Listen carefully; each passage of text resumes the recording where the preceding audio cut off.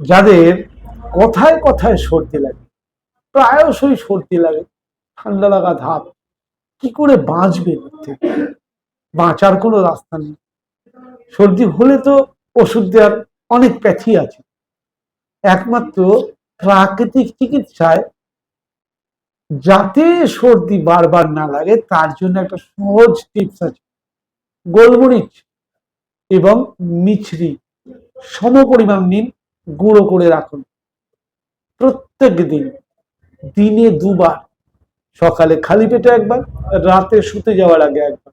সিকি চামচ মানে 1/4 এক চামচের, চায়ের চামচের 1/4 মুখে নিন, গুঁড়ো নিয়ে ঈষদ উষ্ণ গরম জল দিয়ে খান। লাগাতার কিছুদিন খান। আপনার বারবার সর্দি লাগার যে প্রবণতা, সেই প্রবণতাটাকে চেঞ্জ করে দিতে পারে ছোট্ট একটি ঘরোয়া টোটকা, যার কোনো সাইড ইফেক্ট হওয়ার কথা না, আজ পর্যন্ত কারোর হয়নি। কেন, গোলমরিচ এবং মিছরি আপনি চেনেন, জানেন এবং আপনি রোজ হয়তো রান্নাঘরে ব্যবহার করেন। কিন্তু এটা কেউ বলে না কেন, ইনকাম হবে না। না,